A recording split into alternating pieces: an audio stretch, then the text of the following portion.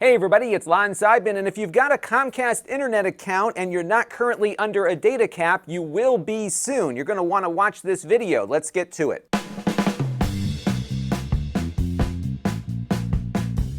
Now, many of you watching are under a Comcast data cap now, but many states did not have a cap imposed, mostly here in the Northeast United States. But after January 1st of 2021, the states of Connecticut, Delaware, Massachusetts, Maryland, etc., will now have a data cap imposed. And the only exceptions to this are people who are paying for the unlimited internet access, their business internet customers, or people like me who are running with the Gigabit Pro product, which is good. Although some of the Comcast messaging says they're not currently imposing the cap on Gigabit Pro, so I might not be out of this either. So let's dive into this topic and figure out exactly what it's all about. Now, some of you already are under this cap, so you're very familiar with it, but just in case, what Comcast is going to do after January 1st is charge you extra every time you download or upload in the aggregate more than 1.2 terabytes of data. And that sounds like a lot, but it really isn't. And the reason why they're doing this is because people are cutting the cord but keeping their internet access from Comcast. And to date, according to Comcast filings with the Securities and Exchange Commission, almost 1.2 million people have cut off their cable TV service, but probably still maintain the internet access in some way, shape, or form. And of course, the video products that Comcast offers are very profitable to that company in addition to the internet. And I think they're doing this to try to keep people from unsubscribing from the TV services, and it looks like the Northeast is starting to see a lot of unsubscriptions, and that's probably what's driving this. Now, Comcast says, hey, don't worry, because with this much data, you can video conference for 3,500 hours, or do 1,200 hours of distance learning, or stream 500 hours of high-definition video per month. The problem, though, is that if you live in a house with more than one person, those hours are not per person. They're going to be the aggregate for the household. And it's actually very easy to punch through that limit each month. So let's put Comcast's arithmetic to the test here and see if their estimates hold up to what the service providers are telling us. So in the case, for example, of Netflix, they say that if you're running Ultra HD video, you're probably going to want to have at least a 25 megabit per second connection. And I'm going to run some calculations based on that 25 megabits. But one thing you should know about this is that Netflix is very good at efficiently encoding video. So when you're watching a 4K movie, it's not always 25 megabits per second. It's likely going to be lower in many portions of the production depending on how much motion there is on screen. But we're just going to assume the maximum here, and you'll probably do a little better than what we're going to spell out here in my calculations. But let's just say, for example, we're running at 25 megabits per second, no variability in bit rate. That's about 3.125 megabytes per second.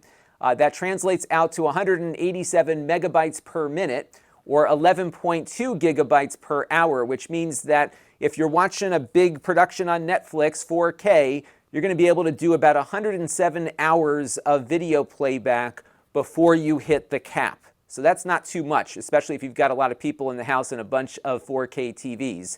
You'll do better at 1080p resolutions, though. As you can see here, you're just over half a megabyte per second, or 37.5 megabytes per minute, 2.2 gigabytes per hour, and that'll give you about 545 hours allowed. And that's right in line with what Comcast said in their communication to customers. But there's other stuff that you're going to be doing on your connection from month to month. So for example, if you look at the Zoom bandwidth requirements for what they do, typically if you've got your group calling up with the grid, you're going to be looking at, as you can see on the second bullet there, about 1.5 megabits down and 1.5 megabits up at any given time if you are transmitting video. So that means you're going to be, again, under half a megabyte a second here, 22.5 megabytes per minute, 1.35 gigabytes per hour, and then you'll probably hit about 888 hours allowed during that Zoom session. Remember, they count your data usage both up and down, so you could eat up your allocation just uploading stuff or downloading stuff, but again, they're looking at it based on the total data transferred in and out when they calculate that 1.2 terabytes. Now, I also did some research as to how much some of these updates that we're constantly running on our devices take for bandwidth. And if you look at something like the most recent Android 11 update, I looked at a few different sites. Those are about 1.8 gigabytes a piece for your phone and tablet and other devices. Most of the Windows 10 feature updates tend to run over 2 gigabytes. The latest one, I believe, was 2.5 gigabytes, and that, of course, would have to be multiplied by the number of Windows computers you have in your house. The most recent iOS 14 update was about 4.8 gigabytes. Pretty big deal there. And by the way, on that third column, you can see how that translates into hours of 1080p content. So every one of these updates deducts time from your 1080p allocation, essentially. Mac OS X Big Sur, the latest update, 12.6 gigabytes. That'll take about 6 hours off your Netflix viewing. And then if you just picked up one of those new game consoles like the PS5, some of those games will run 40 gigabytes plus. That'll eat up 18 hours of your watch time. And then I took a look at my router to see what happens in my house at night. So at night, we plug all the iPads in. I've got 2 kids. My wife's got an iPhone. I've got an iPhone. They back up all the pictures and everything else every evening. And take a look as the night progressed here, just how much stuff was getting transferred to and from my devices overnight. Updates coming down, things getting uploaded, and you can see just how quickly you can eat into your bandwidth allocation just by having your devices on and backing up. And that's why I think it's really something that you're going to have to track carefully here, because they're going to start charging you extra. Now, Comcast will give you your data usage for the current month and prior months. This is the usage that I got out of my account the other day, right before we got the Gigabit Pro installed. And as you can see here, we were regularly exceeding 1 terabyte of data usage, and in many of these months, especially when the kids were doing their remote schooling, we exceeded that data cap, and it's not hard, again, to hit that. And yes, I do have a YouTube channel. I'm a tech guy, but believe it or not, before my kids were old enough to watch stuff on their iPads, I was usually below 1 terabyte every month. Now we're far over that, and I think that's something that's going to impact a lot of families, and it is expensive when you break that cap. So here's the cost breakdown, and some of you are already dealing with this in your regions where you have these restrictions. So if you go over 1.2 terabytes, they're going to sell you blocks of 50 gigabytes for $10 each. Now, the maximum you'll hit is a $100 charge, but still you can see just how quickly this will add up, and you may not be able to stop it before you hit that number, because I don't know how real-time that chart is that Comcast gives you. They do say they'll give you some notifications and stuff before you hit it, but there's no way to stop it. You're going to get charged no matter what. And I think for a lot of folks, they're going to have a very rude surprise in their bill once they get around to March. And this is a real about face from where they were at the start of the pandemic, where they just turned off the data caps for everybody, but now they're back on and with a vengeance. Now, of course, Comcast has a way that you can pay more to eliminate the data cap through their unlimited data option. That will run you $30 a month, which they will gladly take as your favorite regional monopoly. And if you do that, you no longer have a cap and you're done, but of course you're paying more. And for customers that dump the TV side of the bill, this will likely ensure that Comcast will get a lot of that money back. And for Comcast, this is pure profit, because they don't have to pay anyone else for delivering that internet service to you, unlike the TV side of their business. And that is what this is all about. Comcast is striking back. They're coming after you cord cutters, but they're also taking a shot at all of the video content providers that they've had to pay for decades, and they're coming back for revenge here. And let me explain what I mean by that. So if you go over to this link here, Lon.TV/Comcast Carriage, Comcast will give you a list of all of the active contract negotiations they're having with content providers. Now, the way the cable industry has worked for many years is that Comcast has to pay broadcasters and cable channels to have those channels run on your Comcast TV service. It doesn't work the other way around. And in many cases, those cable networks and broadcasters require Comcast to run their network as a must-run, even on the lowest tier of service. ESPN is a great example. So when you hear from your local broadcaster saying we're not going to be on Comcast much longer, the reason is that the broadcaster wanted Comcast to pay more. Comcast is reluctant to do that because they know you'll cut the cord if your cable bill goes up too high. And Comcast has to pay these networks by subscriber. So it could get very expensive, even a small uptick in that. And it gets even worse if that broadcaster or cable channel is requiring that Comcast run their network on the lowest tier of service. And so what's happening here is that Comcast wants to flip the business model on the internet side, and they've been very successful at doing that. So in the case of Netflix, Netflix is paying Comcast to run on the network. So remember, on the cable TV model, Comcast pays the network. In the internet model, the network pays Comcast. What do you think they're going to go for? They're going to go for getting paid. And that is exactly what's happening here. So in the case of Netflix, you should definitely read this great story at Quartz, which talks about what Comcast did to essentially coerce Netflix into paying to get their traffic routed quicker on Comcast's network. It worked out great for customers, but it did cost Netflix some money. And Comcast realized that they now have more power over the content creators than they did under the old TV model. And this is something that is driving, I think, all of this. Now, I have a prediction here, which is that Comcast is going to adopt something called a zero rating system. This is likely the least controversial way they can go about favoring certain content over others on their network. And the way it works is as follows. Comcast implements a nationwide data cap, which they've done already. And the next thing they're going to do is go out to the Netflixes of the world and all the local broadcasters out there and say, hey, we've got this data cap, but guess what? If you pay us when our customers watch your content, it won't count against the data cap. And if YouTube decides to do that and Vimeo does not, people might watch more YouTube because they know anything they consume on YouTube won't count against their cap, but anything they watch on Vimeo does. And that is something the mobile providers have been experimenting with a little bit. And what's odd about this is that this is one area that even the staunchest members of the FCC and the Obama administration did not include in their net neutrality rules. Tom Wheeler here wrote a letter as he was ending his tenure on the FCC before the Trump administration took over, talking about how they specifically left zero rating out of the equation.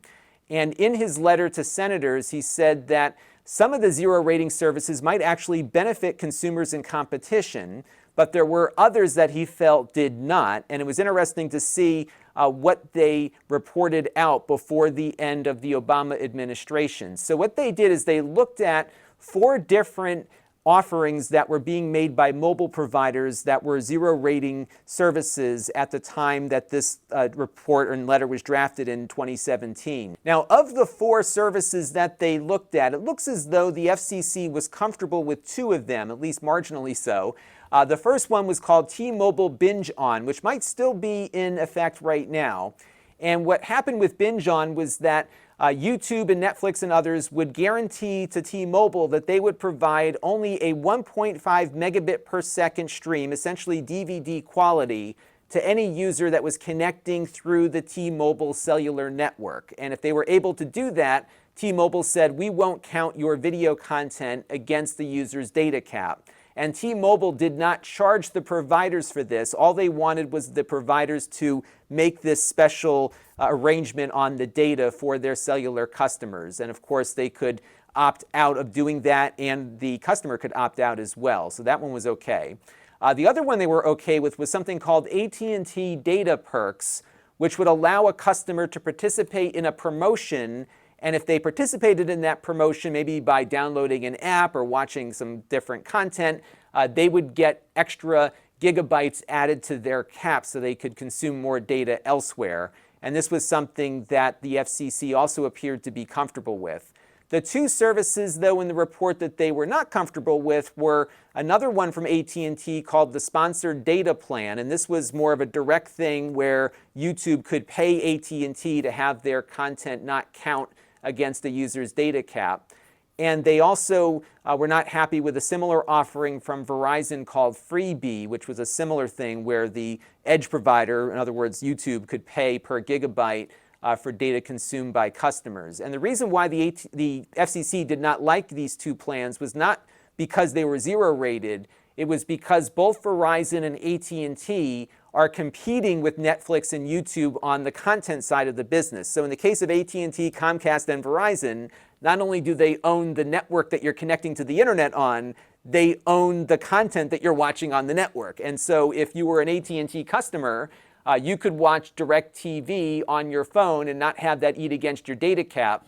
But AT&T's competitors would have to pay for the same deal, and that was something the FCC wasn't comfortable with. So how does Comcast get around that restriction? Well, they own the cable network, and the Comcast TV business is separate physically from the internet. So here's a good example. If you look through some of the Comcast support documents here, Comcast has a way that you can stream Xfinity content at home to your mobile device, and that content, check this out, is not coming over the internet. So here, look at this. When you're in your home and connected to your in-home Xfinity network, streaming video to the Xfinity Stream app and portal is an in-home cable service delivered over Comcast managed cable network, not over the internet. So it will not count towards your Xfinity Internet monthly data usage.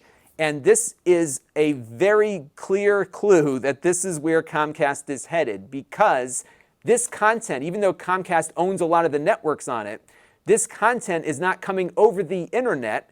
It's going over Comcast cable TV network, which is not going to be part of net neutrality regulation no matter what, no matter who runs the White House. It is completely off the internet. Therefore, net neutrality doesn't apply. And so what they've done here is they've allowed you to watch this content cap-free on your devices at home. It avoids the data cap.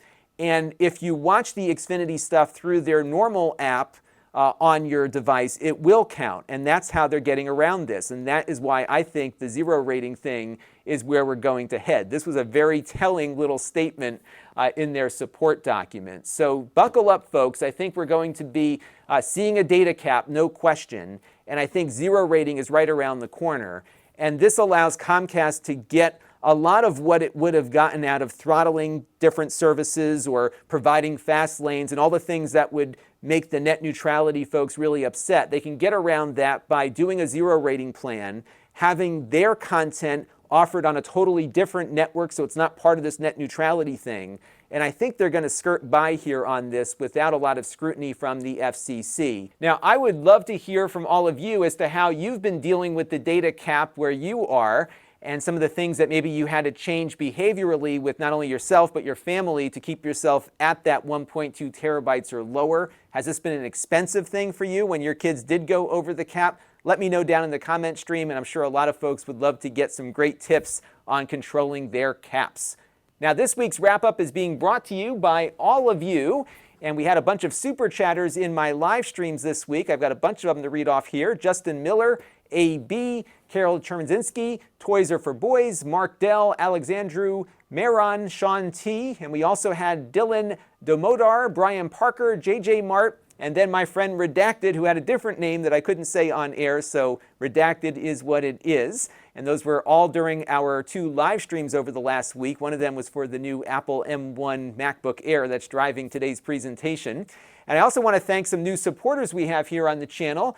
Joey Cunnington contributed via the YouTube membership program, and we also picked up 2 new folks on Patreon, Magnus Barber and Rob Hansen. I want to thank everyone for their contributions this week and everyone who's been contributing on an ongoing basis. And I want to thank all of you who watch on a regular basis too, because all of those things equal channel growth. Now, if you want to support the channel, you can. You can go to Lon.TV/support and make a monthly or a one-time contribution to the channel. You can also click that join button down below to join via the YouTube membership program and get some really cool badges next to your name. We're also on Floatplane now, so if you're using that platform, I upload all of my content there as well. So lots of places to watch and support the channel. But again, if you just want to watch, that's perfectly fine too. We always like the views. So thank you everyone for your support, no matter how you deliver it. Now this week we had, again, 2 live streams. One was on the new MacBook Air with the M1 Apple Silicon chip inside. I've been very happy with the performance out of this device. And we also had a live stream initially testing the 8BitDo arcade stick that just came out. On the Extras channel, we had an unboxing from that arcade stick live stream that I recorded and put up as a standalone video. We also unboxed the Lenovo Yoga 7i, which is a new Tiger Lake computer from Lenovo. And we also got in a Tiger Lake machine from HP, the Pavilion 14T. So both of those have been unboxed on the Extras channel, and we'll have full reviews coming up a little later this week. On the main channel, we took a look at the AMD version of the Legion 5 gaming laptop. A nice performer there. It's not too expensive. We had our full review of the 8BitDo arcade stick. We might be doing some more with it, taking it apart and modifying it a bit, so stay tuned. That might be coming up in a live stream at some point. And then we also had my review of the new MacBook Air M1. And I have to say that the M1 chip is really pretty remarkable. I'm still having some issues, little issues here and there with it, like you would expect with a new platform, but it's been super quick. It's like crazy quick. And when I go back to my MacBook Pro from a couple of years ago, it feels really slow. So it's nice to see some exciting developments here on PC processors. So this week on the channel, we might have a lot of laptop reviews. I'm going to shoot later today, hopefully, my review of the Microsoft Surface Go laptop, which actually is a nicely performing little device for the price point, and of course, very elegantly built. So we'll have a look at that. Unfortunately, no Tiger Lake in that one. And I also want to get to the other two Tiger Lake computers that came in. So we might have a few extra laptops this week than we normally do. I'll keep you posted on that. I'm also hoping to do a little bit more with the Roku and their new support for Apple AirPlay. And I got a bunch of other stuff in as well, so we'll see what my mood is like and what I feel like covering this week. But I'll be busy as we work our way through the holiday season. This is my busiest time of the year. So you might see a lot of content both on the main channel and the Extras channel, depending on how productive and energetic I am. And if you want to be notified every time I do anything on the channel, like go live or do a product review, you can click that notification bell and you'll get a little notification whenever something happens here on the channel. We have some other places where you can find me, including my Extras channel. We're up to about 16,000 subscribers on that one. I've got like 288,000 on this one, so it'd be great to have a few more subscribers to the Extras channel because they're short videos, but different than what you see on this one.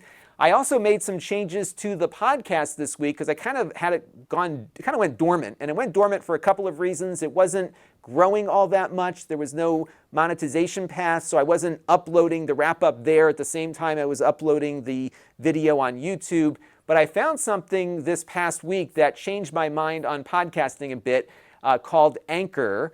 And if you're listening to the audio version of this, it's being served now from Anchor, and they do have ad insertions that go into the content. So you might have already heard me talk about this in the ad that just ran a few seconds ago on the audio version. But I really like it. It's been a great little hosting provider for my podcast, which is essentially an audio version of this show.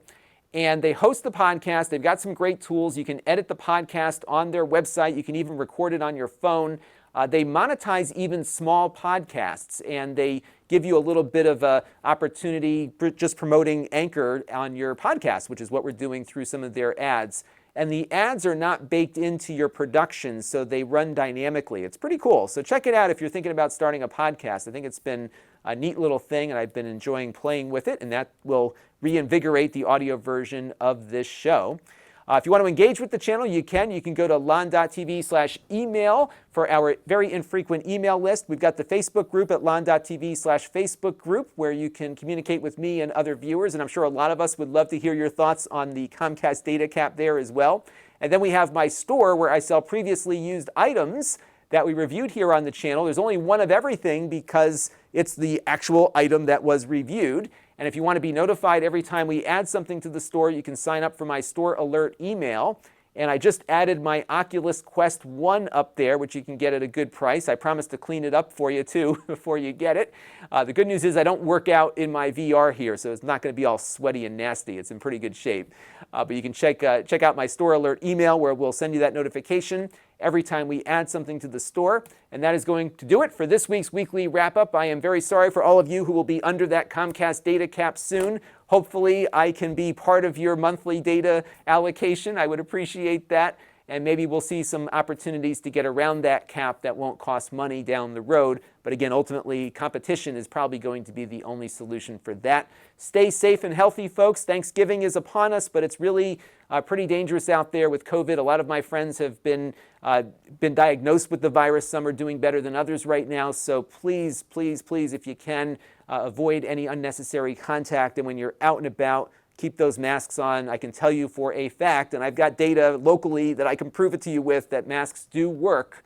And I think we have to do our part here just for a little bit longer until those vaccines are available. That's going to do it for now. Until next time, this is Lon.TV. Thanks for watching. This channel is brought to you by the Lon.TV supporters, including gold level supporters Brian Parker, Jim Peter, Tom Albrecht,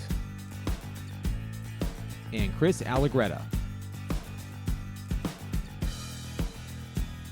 If you want to help the channel, you can by contributing as little as $1 a month.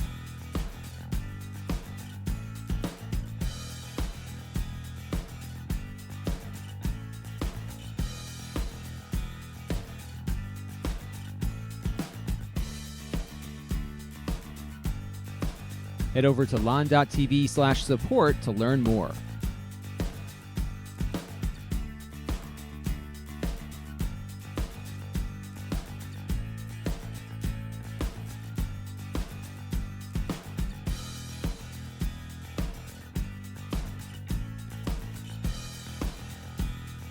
And don't forget to subscribe. Visit lon.tv/s.